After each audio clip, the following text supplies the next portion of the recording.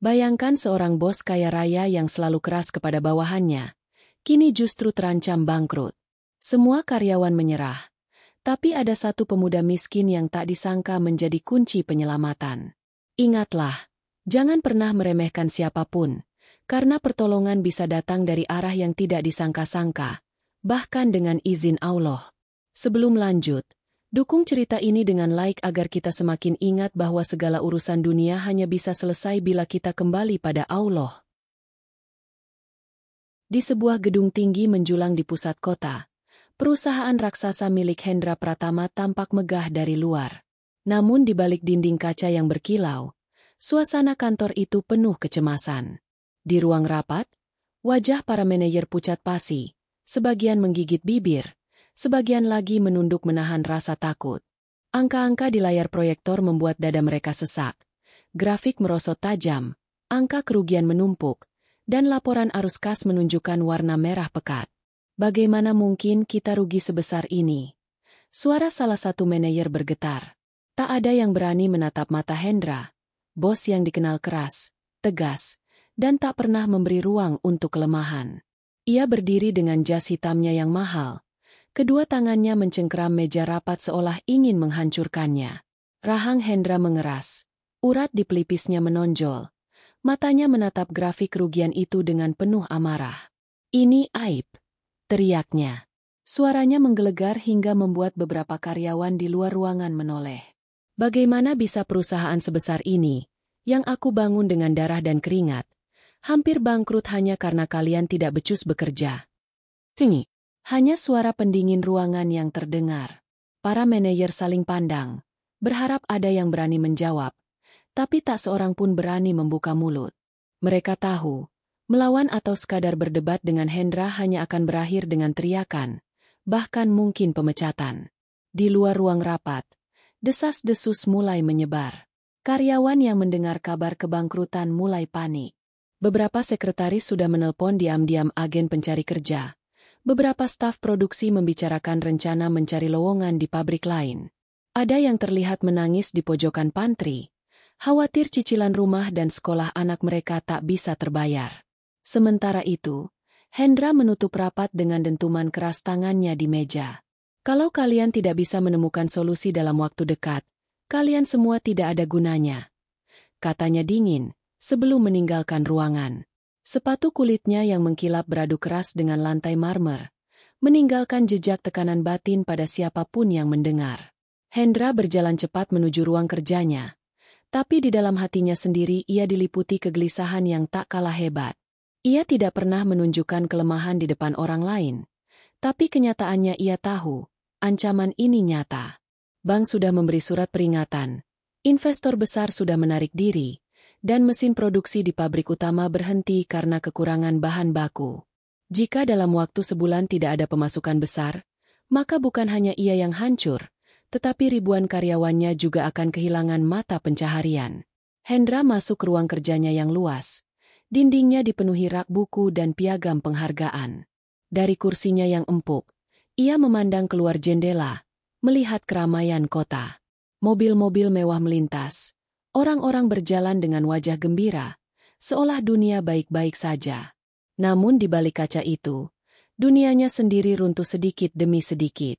Kenapa ini bisa terjadi padaku? Gumamnya pelan, suaranya tercekat. Untuk pertama kalinya dalam hidup, ia merasa benar-benar terpojok. Keangkuhannya perlahan berubah menjadi rasa takut yang menggerogoti hati. Telepon di mejanya berdering. Ia angkat dengan cepat, berharap ada kabar baik. Tapi suara dari seberang justru membuat wajahnya semakin pucat. Pak Hendra, maaf, bank menolak perpanjangan pinjaman. Mereka minta pelunasan segera. Telepon ditutup. Tangannya bergetar. Keringat dingin mulai mengalir di pelipisnya. Malam itu, kantor yang biasanya ramai dengan tumpukan pekerjaan mulai sepi lebih cepat. Para karyawan pulang dengan langkah gontai, membawa pulang kegelisahan yang berat. Lampu ruang kerja Hendra masih menyala. Ia duduk sendirian, menatap berkas-berkas laporan yang menumpuk di meja. Lembar demi lembar seperti menyayat hatinya. Hendra mengusap wajahnya kasar, lalu menengadah sebentar. Ia jarang sekali ingat untuk berdoa, terlalu sibuk dengan ambisi dan kekuasaan. Tapi malam itu, hatinya bergetar. Dalam kesepian, terlintas di benaknya satu kalimat yang dulu sering ia dengar dari mendiang ibunya. Kalau kau merasa semua jalan tertutup, ingatlah, hanya kepada Allah tempat kita bergantung. Namun Hendra segera menepis perasaan itu. Keangkuhan masih lebih kuat. Ia menggertakkan giginya, berkata pada diri sendiri, aku tidak boleh kalah. Aku harus menemukan jalan sendiri. Tidak ada yang bisa menolongku selain diriku sendiri. Kursi berderit saat ia berdiri, lalu melangkah ke jendela. Lampu-lampu kota berkelap-kelip, kontras dengan kegelapan di hatinya. Ia tidak tahu, di balik semua kesombongan dan keputusasaannya, ada sosok sederhana di lantai bawah kantor itu yang diam-diam memperhatikan, yang kelak menjadi kunci dari semua masalah ini. Pagi berikutnya, kantor pusat perusahaan kembali bergemuruh. Namun bukan dengan kabar baik, melainkan dengan nada tinggi sang bos yang meledak-ledak sejak ia tiba. Hendra masuk dengan wajah tegang, jasnya rapi, dasinya terikat sempurna, namun matanya merah karena semalaman tak bisa tidur. Lantai marmer bergema oleh langkah kakinya yang berat, dan setiap karyawan yang melihatnya spontan menundukkan kepala, pura-pura sibuk dengan pekerjaan agar tidak menjadi sasaran amarah. Semua masuk ruang rapat sekarang. Suaranya bergema keras, membuat lantai gedung bergetar seolah turut menahan murka sang penguasa. Karyawan yang duduk di meja masing-masing langsung berdiri, sebagian dengan wajah pucat, sebagian menelan ludah, saling tatap penuh cemas. Mereka tahu, rapat pagi itu takkan berakhir dengan tenang. Di dalam ruang rapat, suasana seperti ruang interogasi. Hendra berdiri tegak di depan layar proyektor, menunjuk grafik kerugian yang merosot dengan jarinya yang bergetar karena emosi. Lihat ini, teriaknya. Apakah ini hasil kerja kalian? Aku bayar kalian dengan gaji besar, fasilitas mewah, tapi kalian hanya memberi angka-angka merah. Apa gunanya kalian ada di sini kalau hanya membuat perusahaan ini makin terpuruk? Tak ada yang berani bersuara. Seorang direktur pemasaran mencoba angkat bicara, suaranya pelan. Pak, situasi pasar memang sedang turun. Banyak perusahaan besar juga. Belum sempat kalimat itu selesai, Hendra memotong dengan teriakan lantang. Jangan salahkan pasar.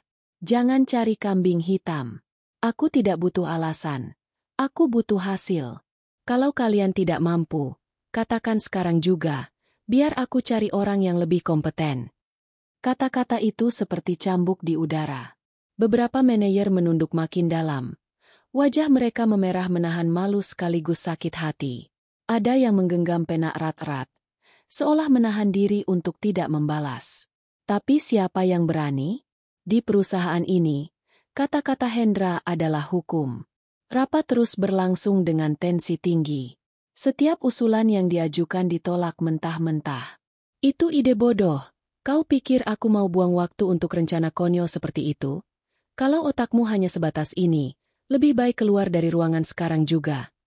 Begitu suara Hendra bergantian meluncur, menusuk hati bawahannya. Beberapa staf muda yang hadir karena dipanggil khusus hanya bisa terdiam kaku. Ada yang meneteskan air mata diam-diam, menunduk agar tak terlihat. Bagi mereka, bekerja di perusahaan ini awalnya dianggap prestise. Kebanggaan bisa bekerja di bawah nama besar Hendra.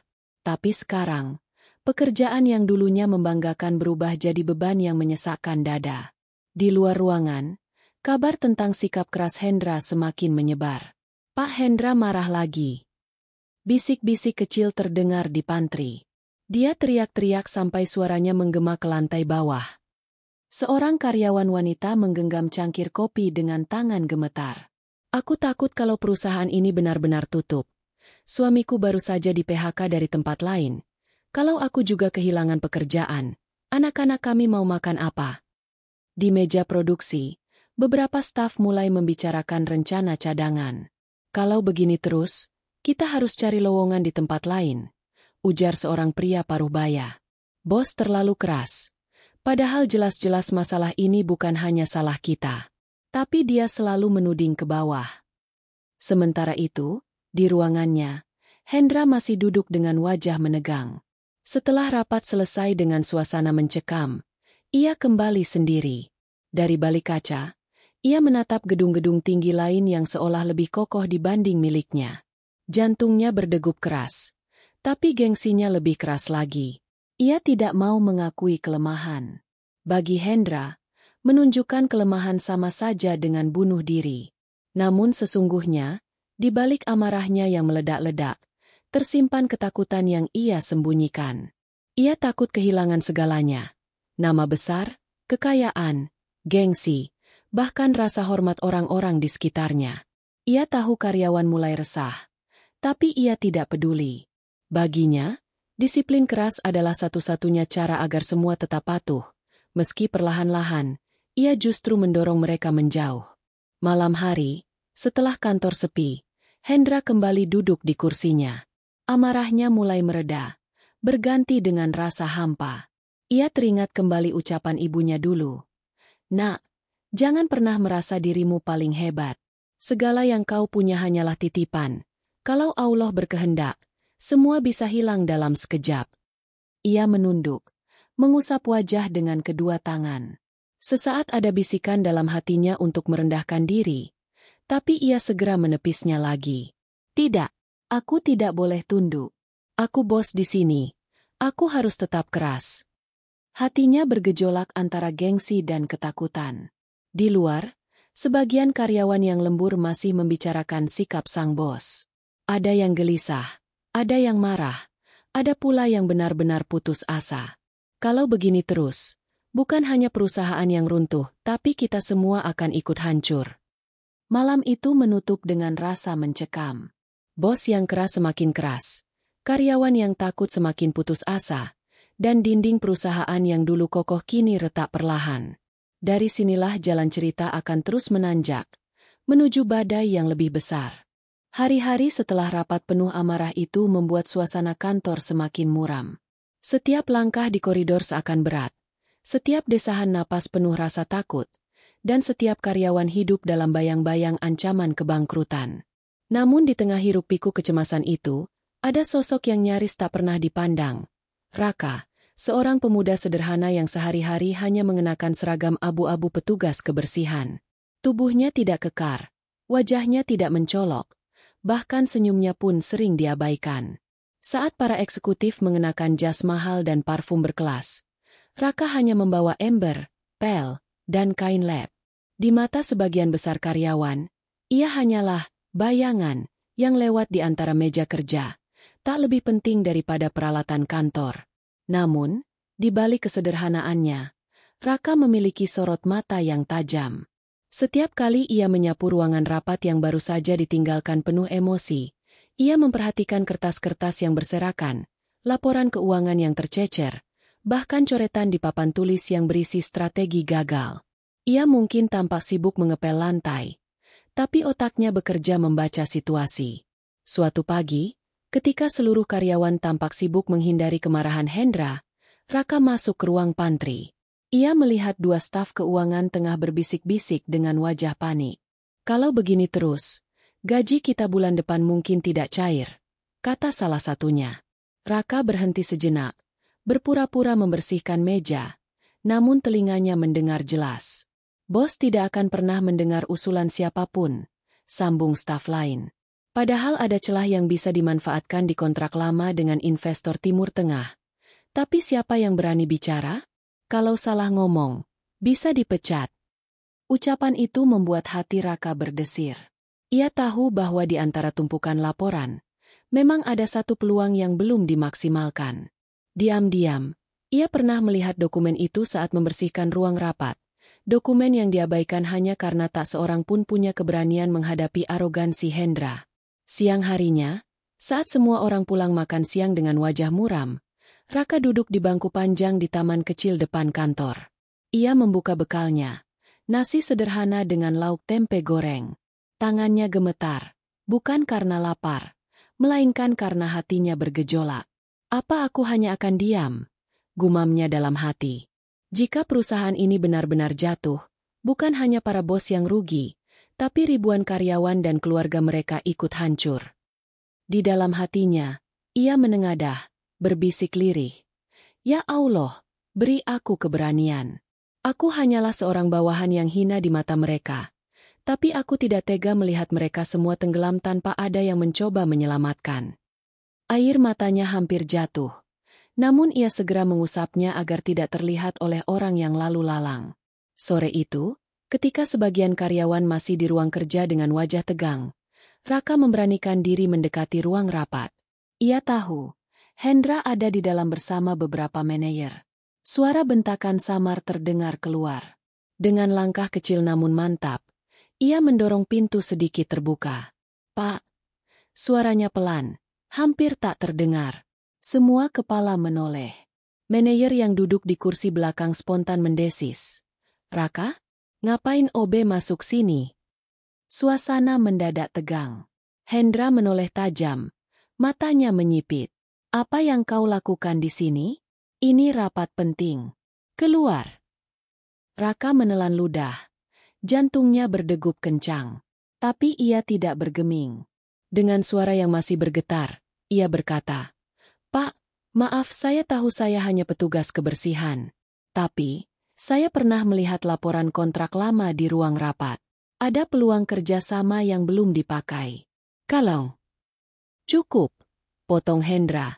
Suaranya seperti cambuk. "Kau pikir siapa dirimu?" OB berani-beraninya memberi masukan soal bisnis yang bahkan para manajerku tidak mampu selesaikan. Suara tawaan sinis beberapa manajer terdengar. "Lucu sekali. OB sok jadi konsultan." Raka terdiam. Wajahnya memerah. Dadanya terasa sesak. Bukan karena malu, tapi karena ia tahu kebenaran yang ia pegang tidak akan didengar. Ia menunduk, menahan air mata agar tidak tumpah di depan mereka. Dengan langkah berat, ia mundur dan menutup pintu rapat.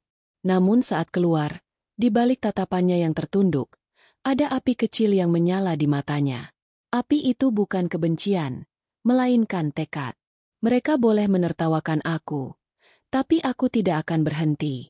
Kalau bukan aku, siapa lagi yang berani mencoba?" Bisiknya pelan. Malam itu, ketika sebagian besar karyawan sudah pulang dengan wajah lesu, Raka masih duduk di pojok ruang kebersihan. Lampu temaram menerangi wajahnya yang penuh keringat.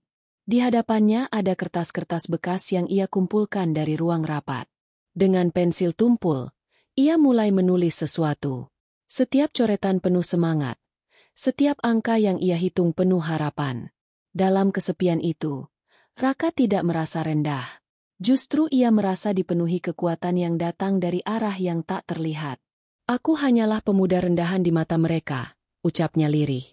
"Tapi jika Allah berkehendak, bahkan seorang seperti aku bisa membawa cahaya di tengah kegelapan ini." Hari-hari setelah keberanian Raka masuk ruang rapat menjadi bahan gunjingan di seluruh kantor. Di lorong-lorong sempit, di pantry yang penuh bisikan, hingga di meja produksi, nama Raka disebut dengan nada sinis. "OB kemarin sok-sokan kasih masukan di rapat direksi," ucap seorang staf dengan tawa mengejek. "Serius? Hahaha. OB jadi konsultan. Tuh, jangan-jangan besok dia minta jadi direktur." Timpal yang lain sambil menepuk meja. Beberapa karyawan muda bahkan menjadikannya bahan candaan. Saat Raka lewat dengan membawa ember, ada yang berbisik keras-keras agar ia mendengar. "Hati-hati ya, nanti embernya bisa dipakai buat nyelamatin perusahaan kita." Tawa pecah membuat Raka menunduk semakin dalam. Namun di balik wajahnya yang menahan malu, Raka tetap menyimpan keteguhan. Ia tidak marah, tidak membalas. Ia hanya menarik napas panjang, mencoba menguatkan hati. "Biarlah mereka menertawakan," bisiknya dalam hati. "Selama aku tahu niatku tulus, Allah melihatnya." Di ruang kerjanya yang megah, Hendra masih kesal setiap kali teringat keberanian seorang OB menyela rapat penting. Baginya, itu penghinaan. "Kurang ajar. OB berani-beraninya mengajari aku cara menyelamatkan perusahaan," gerutunya. Ia menceritakan kejadian itu kepada beberapa manajer terdekatnya, dan tentu saja mereka menimpali dengan cemoohan yang sama, seakan-akan memperkuat egonya. "Biar jadi pelajaran, Pak," kata salah satu direktur. "Kalau kita biarkan, nanti semua bawahan merasa bisa seenaknya mengatur." Hendra mengangguk dengan wajah dingin. Benar. Perusahaan ini butuh disiplin, bukan ide dari orang tak berguna. Sementara itu, di lantai bawah, Raka duduk sendirian di ruang kebersihan. Ia menatap kertas-kertas catatan yang ia kumpulkan. Kertas lusuh penuh coretan angka dan rencana. Sesekali ia mengepalkan tangan, sesekali ia menutup wajahnya dengan kedua telapak tangan, menahan rasa sakit karena dipermalukan. Namun tekadnya belum padam. Sore itu, saat sebagian karyawan sudah bersiap pulang, Raka kembali memberanikan diri. Ia mendatangi seorang staf keuangan yang ia lihat resah beberapa hari terakhir. Dengan suara hati-hati, ia berkata, "Kak, maaf kalau saya lancang. Tapi saya pernah lihat di kontrak lama dengan investor Timur Tengah, ada pasal yang bisa dipakai untuk memperpanjang kerjasama. Kalau perusahaan bisa mengaktifkan pasal itu, mungkin kita dapat dana segar." Staf itu menatapnya dengan terkejut, lalu menertawakan dengan getir. "Raka, kamu pikir ini gampang? Ide kayak gitu bahkan sudah dipikirin sama tim keuangan. Tapi bos kita, dia nggak akan pernah mau dengar. Kamu OB, kerjaanmu bersihin lantai, bukan urusin kontrak. Jangan buang waktu." Ucapan itu menghantam hati Raka lebih keras daripada tawa rekan-rekan yang biasa menghinanya. Ia hanya tersenyum kecil, meski jelas senyum itu getir. "Baiklah, Kak, saya mengerti," jawabnya pelan. Lalu ia berlalu sambil membawa alat pel, meninggalkan staf itu yang mendesah panjang. Malamnya, saat hampir semua karyawan pulang, lampu di lorong panjang kantor redup. Raka masih di sana, jongkok di lantai sambil mengepel. Tapi matanya tak pernah berhenti melirik ke papan pengumuman internal yang terpasang di dinding. Di sana terpampang berita resmi. Bank menolak permintaan perpanjangan pinjaman. Perusahaan dalam kondisi darurat. Hatinya seperti diremas. Ia berhenti mengepel, berdiri menatap tulisan itu lama. Kalau begini, semuanya benar-benar akan runtuh dan mereka tetap menutup telinga. Suaranya serak, hampir pecah. Namun justru di titik itu, tekadnya semakin kuat. Ia menengadah, matanya berkaca-kaca. "Ya Allah, aku ini siapa? Aku hanya pemuda kecil yang dianggap hina. Tapi aku tidak rela melihat ribuan orang kehilangan nafkah. Jika memang kau izinkan, aku akan tetap mencoba meski semua orang menertawakan." Keesokan harinya, Raka kembali mencoba. Kali ini ia membawa selembar kertas coretan tangannya sendiri. Dengan nekat, ia menunggu Hendra keluar dari ruang kerja. Begitu pintu terbuka, ia melangkah maju, menyodorkan kertas itu dengan tangan gemetar. "Pak, mohon maaf, saya hanya ingin Bapak melihat ini sebentar. Ada peluang dalam kontrak lama yang bisa membantu. Saya tahu saya bukan siapa-siapa, tapi tolong beri kesempatan." Hendra berhenti, menatapnya dingin. Semua mata karyawan yang ada di sekitar lorong langsung tertuju ke arah mereka. Suasana seketika menegang. Hendra meraih kertas itu, sekilas membaca, lalu meremasnya begitu saja. "Kau berani sekali. OB menyuruhku belajar bisnis." Suaranya menggelegar. Ia melempar kertas itu ke lantai. "Kerjamu bersihkan sampah, bukan mengurusi perusahaan. Jangan coba-coba lagi kalau tidak mau aku pecat." Lorong hening. Beberapa karyawan yang melihat menutup mulut menahan napas. Sebagian lainnya saling pandang dengan ekspresi ngeri. Raka hanya terdiam. Wajahnya menunduk. Dadanya bergetar menahan rasa perih. Ia tidak menjawab, hanya memungut kertas yang diremas itu, lalu melangkah pergi dengan langkah berat. Setelah Raka menghilang di ujung lorong, barulah bisik-bisik terdengar. "Kasihan," ujar seseorang dengan nada iba. Namun lebih banyak lagi yang mencibir. "Dia sudah keterlaluan. Oh, besok pintar. Pantas dimarahi bos." Di ruang kerjanya, Hendra masih bergemuruh oleh amarah. Baginya, keberanian Raka bukanlah bentuk kepedulian, tapi penghinaan. Ia menegakkan egonya, seolah-olah sikap keras itu mampu menutupi kegelisahan dalam dadanya sendiri. Namun tanpa disadari, sikap kerasnya justru membuat jurang semakin lebar. Karyawan makin takut bicara. Ide-ide baru terkubur dalam diam, dan perusahaan makin terperosok dalam jurang kehancuran. Sementara itu, di ruang kebersihan yang sempit, Raka duduk termenung dengan kertas kusut di tangannya. Wajahnya penuh luka batin, tapi dalam hatinya justru lahir kekuatan baru. Mereka boleh meremehkan, ucapnya lirih. Tapi aku tidak boleh berhenti. Karena jika semua menyerah, lalu siapa yang akan berusaha menyelamatkan? Malam kembali turun, menyelimuti gedung tinggi itu dengan sunyi yang mencekam. Lampu-lampu di lantai atas telah padam. Para eksekutif pulang dengan wajah letih dan hati resah. Namun di lantai bawah, di ruang kebersihan yang pengap dan sempit, seorang pemuda masih terjaga. Raka duduk di bangku reot, menatap selembar kertas yang kusut di tangannya. Kertas yang siang tadi diremas lalu dilempar Hendra. Wajahnya masih menyimpan luka batin. Kata-kata kasar bos dan tawa cemooh karyawan lain terngiang di telinganya. Namun di balik sorot mata yang letih, ada bara kecil yang tidak padam. Malam itu, ia membuka sebuah kotak kayu kecil yang ia simpan di loker besi. Dari dalamnya, ia mengeluarkan beberapa lembar ijazah dan piagam penghargaan yang dilipat rapi. Tulisan di kertas itu jelas. Raka Pratama, lulusan terbaik Fakultas Ekonomi Universitas ternama, peraih medali emas karya ilmiah nasional. Ya, tak ada yang tahu siapa Raka sebenarnya. Di hadapan semua orang, ia hanyalah seorang OB. Namun di balik seragam lusuhnya, tersembunyi masa lalu yang tak pernah ia ceritakan. Beberapa tahun silam, ia adalah mahasiswa jenius yang digadang-gadang menjadi ekonom muda paling bersinar. Namanya sering terpampang di koran. Ia diundang ke seminar internasional. Bahkan pernah ditawari pekerjaan di perusahaan besar. Namun semua itu hancur dalam sekejap ketika keluarganya bangkrut karena ulah konglomerat tamak. Ayahnya jatuh sakit. Ibunya meninggal dengan air mata kecewa. Meninggalkan pesan terakhir yang masih terpatri di hati Raka. Nak, jangan pernah merasa hina meski kau jatuh. Kalau kau ikhlas dan tetap menggantungkan hidup pada Allah, kelak jalan akan terbuka.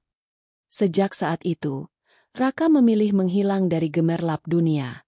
Ia menolak tawaran pekerjaan yang datang, bahkan sengaja bekerja sebagai petugas kebersihan di perusahaan Hendra, bukan karena ia tak mampu mendapatkan pekerjaan lebih baik, tapi karena ia ingin menguji dirinya sendiri.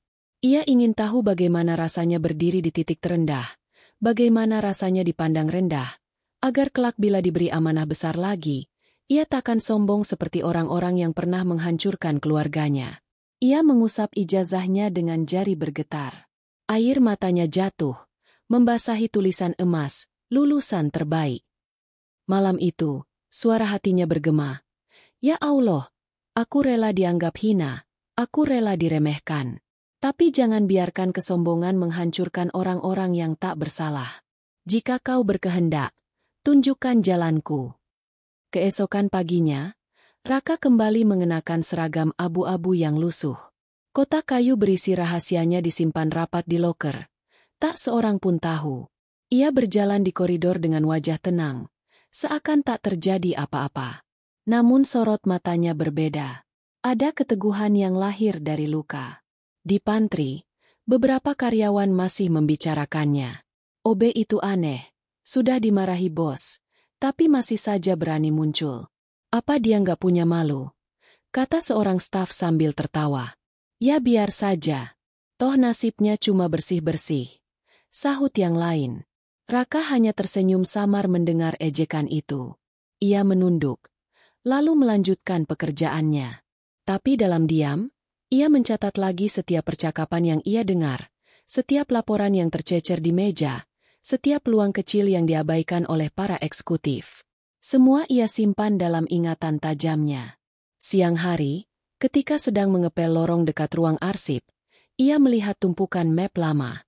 Nalurinya membuatnya berhenti. Ia mengambil satu map berdebu, membukanya perlahan, dan menemukan dokumen penting. Salinan kontrak kerjasama dengan perusahaan energi luar negeri. Matanya berbinar, karena di dalam kontrak itu ada celah yang selama ini tak dilirik. Celah yang bisa menjadi pintu penyelamatan. Tangannya bergetar memegang map itu. Dalam hati ia berbisik. Inilah buktinya. Bahkan di balik tumpukan sampah yang dianggap tak berguna, ada jalan keluar yang disembunyikan. Seperti diriku, yang mereka anggap hina, tapi menyimpan sesuatu yang tidak mereka duga. Namun Raka tahu, bila ia langsung membawa ini ke hadapan Hendra, hasilnya sama saja. Ditertawakan, dihina, bahkan mungkin dipecat. Maka ia simpan rapat dokumen itu, berjanji pada dirinya sendiri untuk mencari waktu yang tepat. Malam pun kembali datang. Gedung kantor gelap. Hanya beberapa lampu kecil menyala. Raka duduk di ruang kebersihan, membuka kembali map itu di bawah cahaya redup lampu neon. Ia menulis catatan demi catatan, menghitung angka-angka dengan teliti. Keringat bercucuran, tapi wajahnya penuh semangat. Sesekali ia berhenti, menutup mata, menengadahkan wajahnya. Ya Allah, aku tahu aku bukan siapa-siapa di mata mereka. Tapi kau tahu apa yang tersimpan di hatiku. Jika memang waktunya tiba, bimbing aku agar bisa menyampaikan ini dengan cara yang benar. Hari-hari berikutnya berubah menjadi mimpi buruk bagi seluruh penghuni perusahaan. Gedung tinggi yang biasanya dipenuhi kesibukan kini lebih sering diliputi keheningan. Suara tawa di pantry menghilang, obrolan ringan di lorong-lorong mati, dan ruang kerja hanya menyisakan dentuman jantung yang berdebar kencang karena rasa takut. Surat-surat penagihan mulai berdatangan setiap pagi.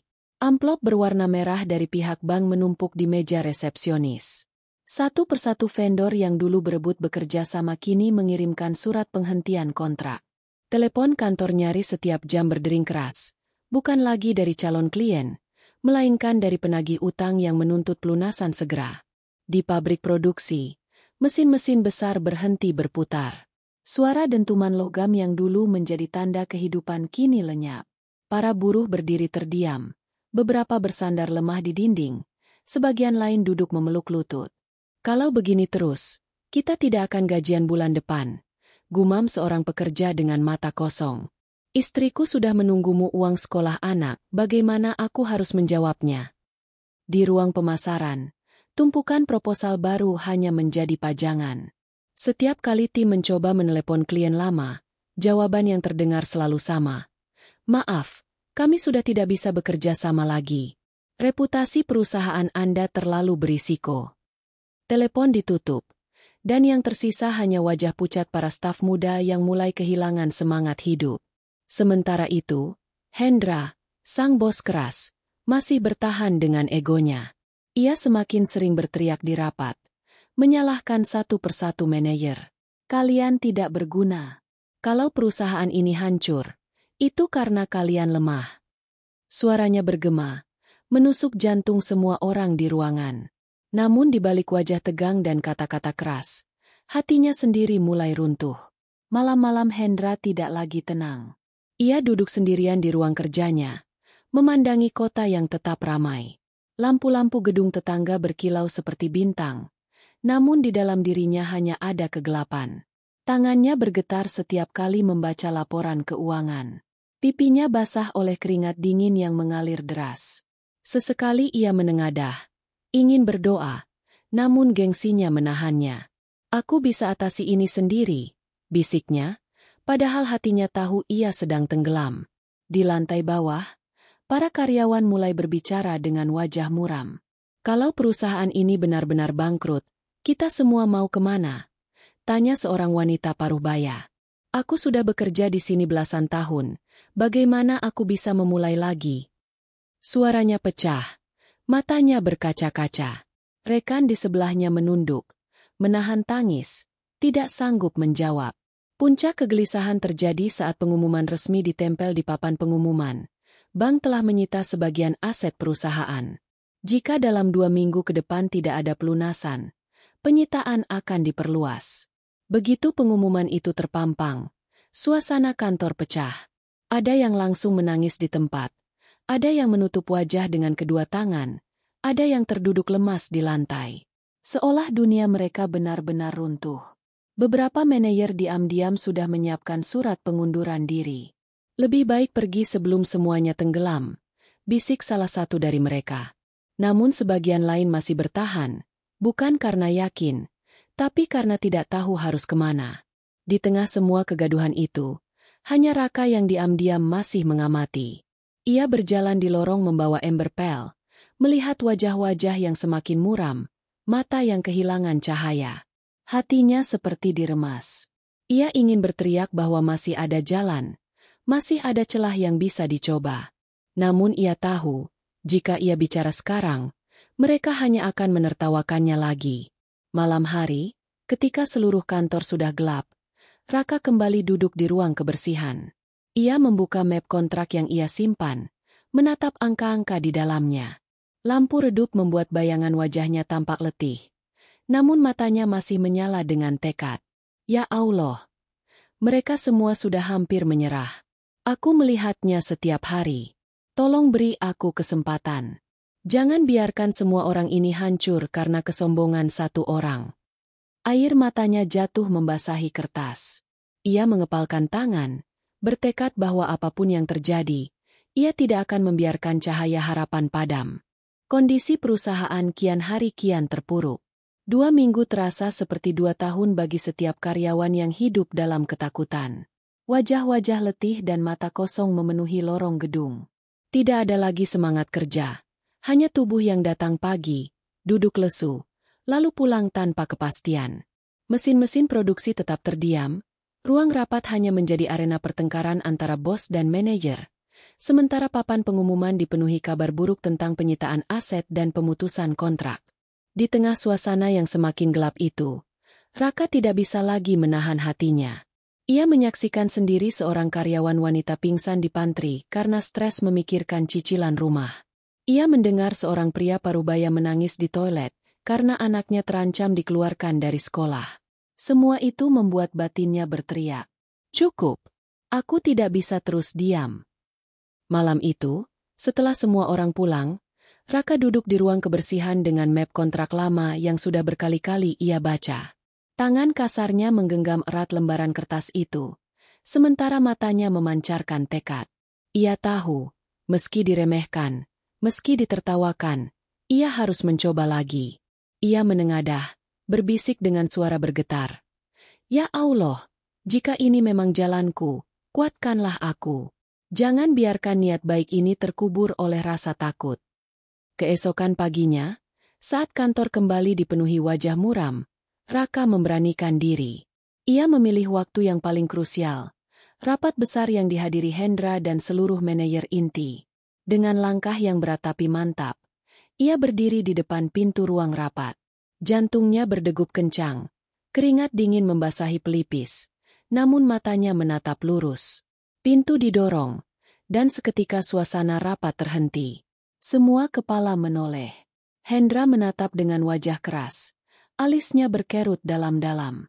"Apalagi kau di sini?" Suaranya tajam seperti pisau. Raka menarik napas dalam, lalu melangkah masuk. Tangannya memegang map lusuh itu erat-erat. "Maaf, Pak, maaf semuanya," ucapnya dengan suara bergetar, tapi jelas. "Saya tahu saya hanya petugas kebersihan. Saya tahu kehadiran saya dianggap hina.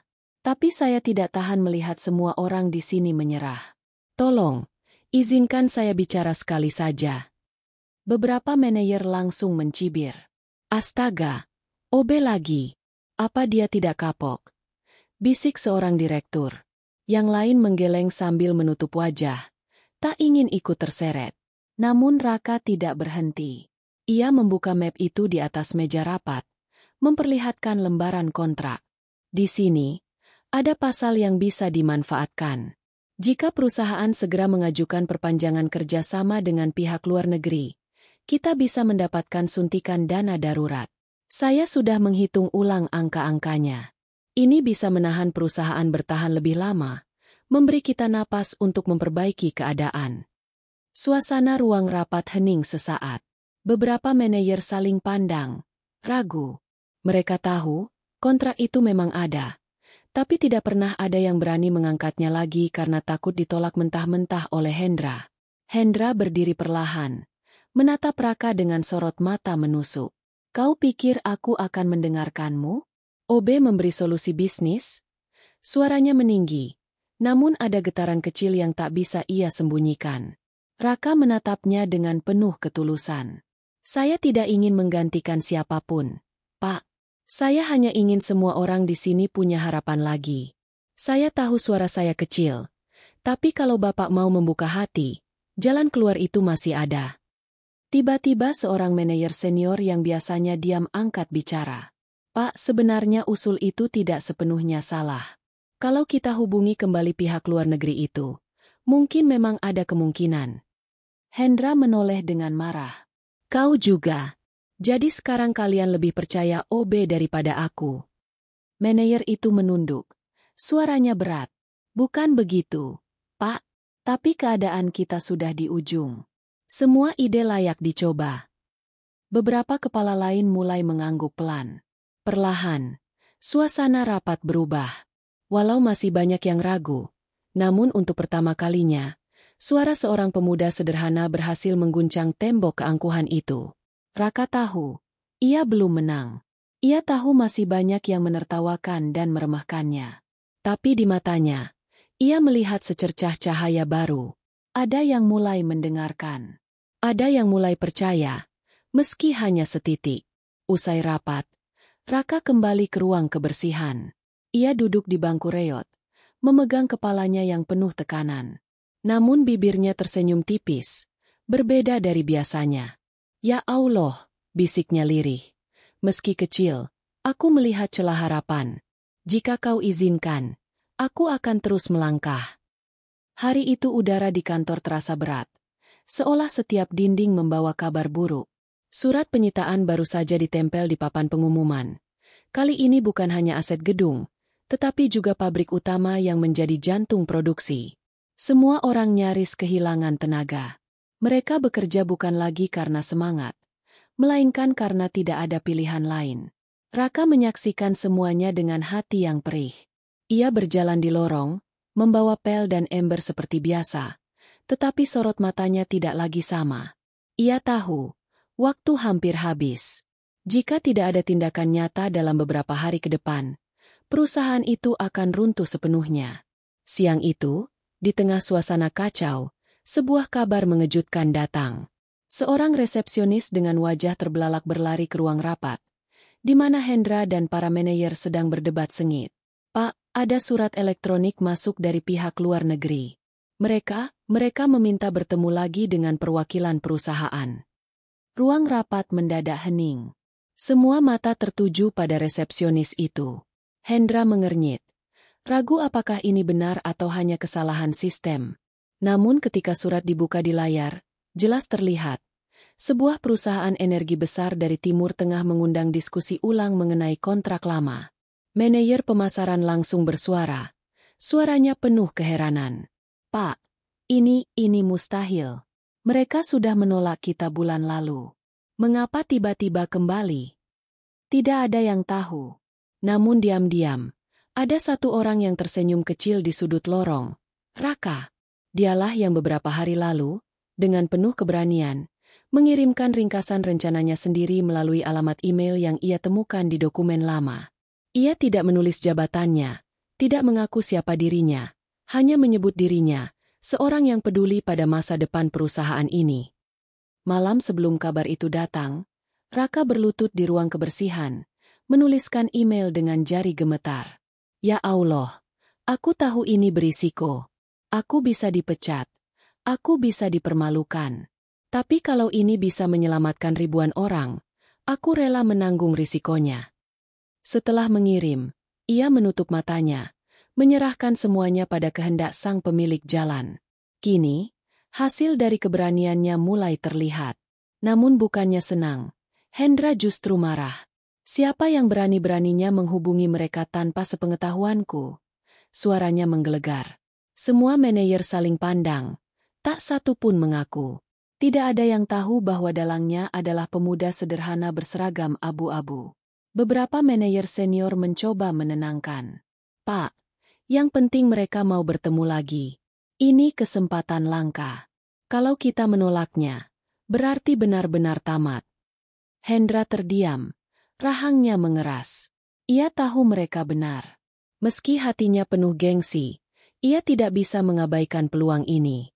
Dengan suara berat, ia berkata, "Baiklah, siapkan presentasi. Aku sendiri yang akan memimpin pertemuan." Hari-hari berikutnya dipenuhi persiapan. Namun di balik gemerlap rapat persiapan, ada satu sosok yang tetap tak dianggap, Raka. Ia hanya berjalan di lorong, mengangkat kursi, membersihkan meja, padahal di dadanya, ia tahu betul bahwa bibit harapan ini tumbuh dari langkah kecilnya. Malam sebelum pertemuan, Raka duduk sendirian di ruang kebersihan. Lampu neon redup menerangi wajahnya yang letih. Ia membuka kembali email balasan dari pihak investor asing yang kini tersimpan di ponselnya. Di sana tertulis, "Kami tertarik kembali karena menerima analisis ringkas dari Anda." Sederhana, namun jujur dan meyakinkan. Air mata jatuh di pipinya. Ya Allah, ini bukan karena aku pandai. Ini murni karena rahmat MU. Jika besok mereka benar-benar datang, semoga ini menjadi awal kebangkitan. Hari pertemuan tiba. Aula kantor yang biasanya sepi kini dipenuhi staf yang penasaran. Delegasi asing memasuki ruangan dengan setelan rapi, wajah tegas, dan sikap profesional. Semua orang menahan napas. Hendra menyambut dengan penuh gengsi, meski dalam hatinya ia tahu dirinya sedang berjudi di ujung tanduk. Presentasi dimulai. Hendra berbicara dengan suara lantang, mencoba menutupi kegugupannya. Slide demi slide ditampilkan, namun delegasi asing tampak kurang terkesan. Suasana mulai tegang. Bisikan panik terdengar di barisan manajer. Kalau mereka menolak lagi, habislah kita. Tiba-tiba salah satu delegasi mengangkat tangan. Sebelum kita lanjut, kami ingin tahu siapa sebenarnya yang menulis ringkasan analisis yang dikirimkan beberapa hari lalu? Itu yang membuat kami tertarik kembali. Ruang rapat terdiam. Semua menatap satu sama lain. Hendra berusaha menyembunyikan kegelisahannya. Tentu itu hasil kerja tim kami, jawabnya cepat. Namun delegasi itu menggeleng. Tidak. Analisis itu ditulis dengan bahasa sederhana, jujur, dan penuh kepedulian. Itu bukan gaya seorang eksekutif. Kami ingin tahu siapa penulis aslinya. Kejutan besar menggantung di udara. Tidak ada yang menjawab, karena tidak seorang pun tahu. Hanya satu orang yang diam-diam menunduk di luar ruangan, berdiri dengan seragam abu-abu, membawa pel di tangannya. Raka. Ruang rapat mendadak hening seperti kuburan. Pertanyaan dari delegasi asing tadi menggantung di udara, menekan dada setiap orang di ruangan itu. Siapa penulis analisis sederhana yang membuat kami tertarik kembali? Kalimat itu bergema, membuat wajah para manajer pucat pasi. Mereka saling memandang, berharap ada jawaban, tapi tidak seorang pun yang tahu. Hendra, berdiri tegak di depan layar presentasi, mencoba tetap tenang. Napasnya cepat. Tangannya bergetar halus meski ia berusaha menyembunyikannya. Itu hasil kerja tim kami, ujarnya dengan suara berat. Ia ingin menutup pembicaraan, seolah semua terkendali. Namun delegasi utama dari Timur Tengah itu menggeleng perlahan, tatapannya tajam. Tidak, Tuan Hendra. Kami sudah membaca banyak proposal dari perusahaan besar. Analisis ini berbeda. Jujur, polos, dan berangkat dari hati yang peduli, bukan sekadar angka-angka bisnis. Kami datang jauh-jauh kemari karena tulisan itu. Kami ingin bertemu langsung dengan penulisnya. Jika Anda tidak bisa menunjukkannya, kami anggap tidak ada alasan untuk melanjutkan diskusi. Ucapan itu bagai palu yang menghantam meja. Semua karyawan yang duduk di kursi belakang merasakan jantung mereka jatuh ke dasar perut. Beberapa menunduk. Sebagian lain melirik Hendra yang wajahnya semakin pucat. Di luar ruang rapat, di balik pintu yang sedikit terbuka, berdiri seorang pemuda dengan seragam abu-abu kusam. Tangannya memegang erat gagang pel. Wajahnya menunduk. Raka tahu, inilah saat yang tak bisa ia hindari. Ia menutup mata sebentar, menarik napas panjang, lalu dalam hati berbisik. Ya Allah, jika ini waktunya, aku pasrahkan segalanya. Kebenaran pasti akan kau tampakkan. Langkah kakinya pelan tapi mantap. Pintu didorong perlahan. Suara engsel berderit membuat semua kepala menoleh. Dalam sekejap, ruang rapat yang penuh orang penting itu menatap ke arah sosok sederhana yang masuk dengan kepala tertunduk. Raka? Suara seorang staf keuangan terperangah. Apa yang dia lakukan di sini? Hendra menatap dengan mata membelalak. Wajahnya memerah karena campuran amarah dan ketakutan. Keluar! Apa yang kau lakukan di sini? Teriaknya. Namun Raka tidak berhenti. Ia berjalan maju, berdiri di tengah ruangan, lalu menatap para delegasi asing dengan mata berkaca-kaca namun penuh keberanian. Analisis itu, saya yang menulisnya. Ucapnya dengan suara tenang. Seisi ruangan terperangah. Beberapa manajer spontan berdiri. Mulut mereka terbuka tanpa suara. Delegasi asing saling menatap. Lalu tersenyum kecil. Ah, jadi benar. Kami tidak salah menilai. Ternyata penulisnya bukan seorang direktur, melainkan orang yang tulus. Hendra seperti disambar petir. Seluruh gengsi yang ia pertahankan runtuh seketika. Suara tawa sinis yang dulu ia lontarkan pada Raka kini berbalik menjadi tamparan keras untuk dirinya sendiri. Ia ingin menyangkal, tapi tidak ada lagi yang bisa ia ucapkan. Fakta sudah terbuka di depan mata semua orang. Beberapa manajer yang selama ini meremehkan Raka hanya bisa tertunduk. Wajah mereka merah karena malu. Mereka teringat bagaimana mereka menertawakan pemuda itu. Bagaimana mereka mencibir ketika ia mencoba bicara. Kini, orang yang mereka hina justru menjadi alasan perusahaan masih punya harapan. Delegasi asing melanjutkan. Tuan Hendra, kami hanya akan melanjutkan kerjasama ini jika pemuda ini ikut serta dalam diskusi. Kami ingin mendengar langsung ide-idenya, karena kejujuran dan kepeduliannya lebih berarti bagi kami daripada 1000 slide presentasi. Ucapan itu menghantam ego Hendra seperti palu besi. Ia tahu, jika ia menolak, berarti perusahaan benar-benar akan tenggelam. Jika ia menerima, berarti ia harus merendahkan dirinya di depan seorang OB yang selama ini ia hina. Keheningan membeku di ruangan. Semua menunggu jawaban Hendra. Wajahnya pucat, keringat dingin mengalir deras. Lalu, sesuatu yang tak pernah dibayangkan terjadi. Hendra tiba-tiba menjatuhkan tubuhnya, bersujud di lantai ruang rapat. Tangisnya pecah. Suaranya bergetar di antara isakan. Ampuni aku. Aku terlalu sombong, terlalu keras kepala. Aku buta oleh gengsi hingga meremehkan orang yang sebenarnya membawa pertolongan. Ya Allah, aku malu, aku hancur di hadapan MU. Semua orang terdiam, terpaku melihat bos yang selama ini angkuh kini menangis tersungkur di hadapan karyawan dan investor. Tidak ada yang menyangka. Pria yang selalu berteriak dan membentak kini memohon ampun dengan suara serak. Para manajer ikut meneteskan air mata. Beberapa karyawan di kursi belakang menunduk. Dada mereka bergetar menyaksikan pemandangan itu.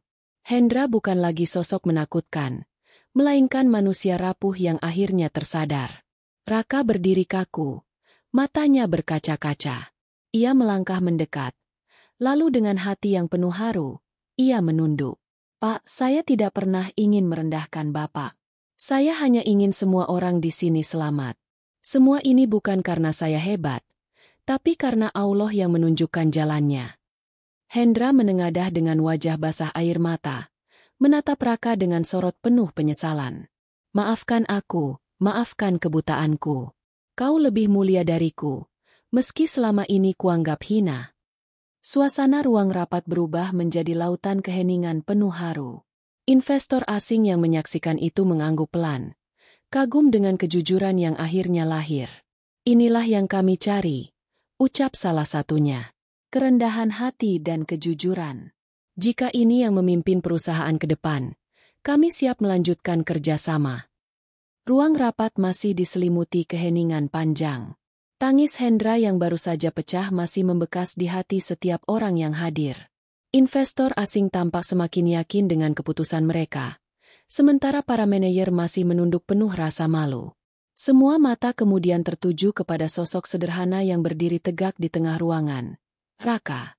Pemuda dengan seragam abu-abu lusuh itu kini berdiri bukan lagi sekadar sebagai petugas kebersihan, melainkan sebagai cahaya kecil yang baru saja menyelamatkan nyawa sebuah perusahaan raksasa. Namun kisah ini belum berhenti. Saat semua orang menatapnya, sesuatu yang lebih mengejutkan masih tersimpan rapat di dalam hati Raka. Sebuah rahasia yang selama ini ia sembunyikan, Bukan karena takut, tetapi karena ia menunggu waktu yang tepat. Dan kini, di hadapan semua orang yang dulu meremehkannya, waktunya telah tiba. Investor asing membuka suara. Pemuda, siapa sebenarnya dirimu? Bagaimana mungkin seorang OB bisa memahami kontrak yang bahkan para eksekutif abaikan? Pertanyaan itu menusuk, bukan dengan nada merendahkan, melainkan dengan rasa ingin tahu yang dalam. Raka terdiam. Tangannya bergetar memegang map lusuh yang ia bawa. Ia menunduk sebentar, menarik napas panjang, lalu menatap semua orang dengan sorot mata yang tak lagi samar. Baiklah, ucapnya dengan suara berat. Saya akan katakan semuanya. Saya bukan sekadar petugas kebersihan. Bisik-bisik mulai terdengar. Para karyawan saling melirik. Jantung mereka berdegup lebih cepat. Hendra menatap dengan mata membelalak. Wajahnya masih basah air mata. Raka melanjutkan, suaranya semakin mantap. Nama saya bukan hanya Raka, pemuda rendahan yang kalian lihat sehari-hari. Saya adalah Raka Pratama, putra dari pendiri pertama perusahaan ini, Pak Surya Pratama. Seisi ruangan gempar. Suara teriakan kecil, kursi bergeser. Bahkan ada yang menutup mulut dengan tangan karena syok. Apa? Putra pendiri perusahaan? Bisik seorang manajer dengan suara tercekat. Hendra jatuh terduduk kembali. Tubuhnya lemas seolah tak mampu menopang kenyataan itu. Tidak, itu tidak mungkin. Surya Pratama meninggalkan warisan untukku, bukan untukmu. Suaranya pecah, campuran antara keterkejutan, rasa bersalah, dan ketakutan. Raka menatapnya dengan penuh emosi. Matanya berkaca-kaca. Namun kata-katanya tetap tenang. Ayahku adalah orang yang mendirikan perusahaan ini dengan keringat dan kejujuran. Namun sebelum ia meninggal, terjadi konflik internal. Warisan keluarga diperebutkan, dan aku memilih pergi. Aku tidak ingin terjebak dalam pertengkaran harta. Aku ingin belajar hidup dari bawah, merasakan bagaimana rasanya diremehkan, dihina, agar aku bisa memahami arti sebenarnya dari kepemimpinan. Itulah alasan aku masuk ke perusahaan ini sebagai petugas kebersihan. Aku ingin melihat dengan mata kepala sendiri bagaimana perusahaan yang dulu didirikan ayahku berjalan, dan apa yang kulihat membuat hatiku hancur. Air mata menetes dari wajah beberapa karyawan. Mereka teringat semua hinaan yang pernah mereka lontarkan. Mereka menunduk, merasa menusuk diri sendiri dengan sikap meremehkan mereka. Raka melanjutkan dengan suara bergetar. Aku tidak pernah berniat merampas jabatan siapapun. Aku hanya ingin menepati pesan ibuku yang selalu berkata, "Nak, jangan pernah angkuh. Jika kau diberi kesempatan, gunakanlah untuk menolong orang lain, bukan menindas." Maka ketika aku melihat semua orang di sini hampir putus asa, aku tidak tahan. Aku harus melakukan sesuatu, meski harus dianggap gila oleh kalian. Investor asing berdiri, menepuk pelan meja. Sekarang semua jelas. Inilah alasan mengapa analisismu berbeda. Kau menulis dengan hati, bukan dengan ambisi. Kami semakin yakin untuk melanjutkan kerjasama ini. Tidak hanya dengan perusahaan, tapi denganmu sebagai penanggung jawab utama. Kata-kata itu membuat suasana semakin berguncang. Para manajer yang selama ini angkuh kini berdiri dengan wajah memerah. Lalu satu persatu menunduk ke arah Raka. "Maafkan kami." Suara lirih terdengar. "Kami tidak tahu siapa dirimu sebenarnya. Kami terlalu buta oleh gengsi." Dan Hendra, bos yang selama ini keras, angkuh, dan tak pernah mau mengalah, akhirnya benar-benar hancur di hadapan kebenaran. Ia berjalan tertatih ke arah Raka, lalu bersimpuh di hadapan pemuda itu. Suaranya pecah. Tangisnya tak terbendung. "Maafkan aku, Raka. Aku sudah meremehkanmu, menghinamu, padahal kau adalah kunci penyelamatan kami semua. Aku bersalah besar, aku buta oleh kesombongan." Pemandangan itu membuat seluruh ruangan terdiam. Para karyawan, investor, bahkan staf asing yang datang dari jauh menahan napas, menyaksikan bos yang dulu menakutkan kini bersujud di hadapan seorang pemuda yang dulu hanya dianggap sebagai OB. Raka menahan air matanya, lalu perlahan meraih bahu Hendra. "Bangun, Pak." Saya tidak ingin melihat siapapun sujud di hadapan saya. Jika kita ingin bersujud, bersujudlah hanya kepada Allah. Semua ini bukan karena saya hebat. Saya hanyalah alat kecil. Yang memberi jalan adalah Dia. Kata-kata itu mengguncang hati setiap orang di ruangan. Beberapa karyawan menitikkan air mata deras, merasakan getaran yang begitu kuat dalam kalimat itu. Raka menatap seluruh ruangan dengan mata yang berkaca-kaca. Hari ini kalian melihat sendiri, perusahaan yang hampir runtuh bisa kembali bernapas bukan karena kekuatan manusia, melainkan karena kehendak Allah. Jika kita ingin bangkit, kita harus meninggalkan kesombongan, saling merendahkan hati, dan bekerja dengan jujur. Itulah yang akan menjadi pondasi baru perusahaan ini.